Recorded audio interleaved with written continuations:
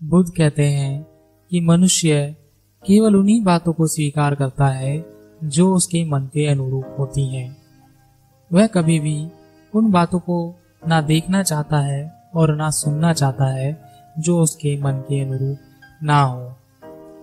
अगर कोई बात उसको बताई जाए जो उसके मन के अनुरूप ना हो, तो भी वह उस बात में उन चीजों को ढूंढ लेता है, उन बातों को ढूंढ लेता है जिनसे वह अपने मन की पूर्ति कर सके।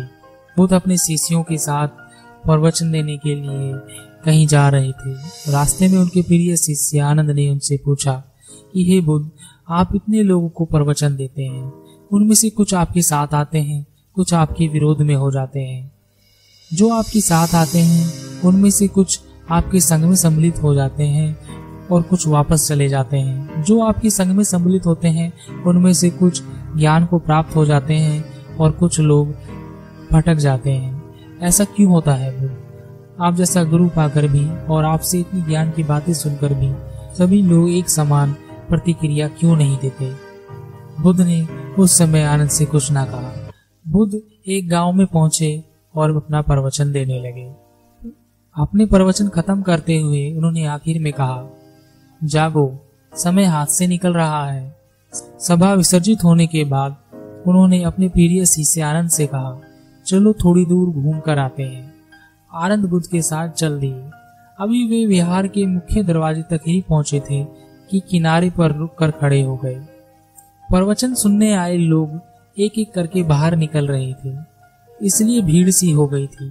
अचानक उनमें से निकलकर एक स्त्री गौतम बुद्ध से मिलने आई।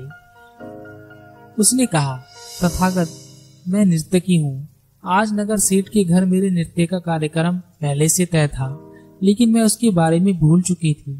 आपने कहा समय निकला जा रहा है, तो मुझे तुरंत इस बात की याद आई। अब मैं वहीं जा रही हूँ। इसके बाद एक डकैत बुद्ध की तरफ आया। उसने कहा, तथागत, मैं आपसे कोई बात नहीं छिपाऊंगा। मैं भूल गया था कि आज मुझे एक जगह डाका डालने जाना था।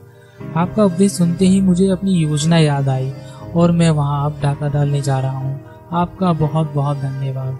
उसके जाने के बाद पीछे से धीरे धीरे चलता हुआ एक बूढ़ा व्यक्ति बुद्ध के पास आया। बुद्ध ने कहा, जिंदगी भर दुनियादारी की चीजों के पीछे भागता रहा, अब मौत का सामना करने का दिन नजदीक आता जा रहा है।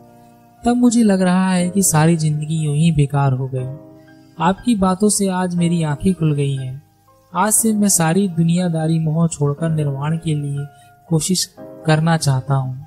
जब सब लोग चले गए तो बुद्ध ने कहा, देखो आनंद, प्रवचन मैंने एक ही दिया था, लेकिन उसका हर किसी ने अलग अलग मतलब निकाला। जिसकी जितनी झोली होती है उतना ही दान उसमें समा पाता है। निर्वाण प्राप्ति के लिए मन की झोली को उसके लायक होना होता है, इसलिए मन का शुद्ध होना बहुत जरूरी है। मनुष्य अपने मन के अधीन रहता है। वह वही सब देखता और सुनना चाहता है जो उसका मन उसे दिखाना और सुनाना चाहता है। सभी मनुष्य अपने मन के हिसाब से बातों को तोलते और देखते हैं। वह सीधी और सरल बात नहीं समझना चाहते। वह सिर्फ उतनी ही बात समझना चाहते हैं जितना कि उनका मन उन्हें दिखाना चाहता है।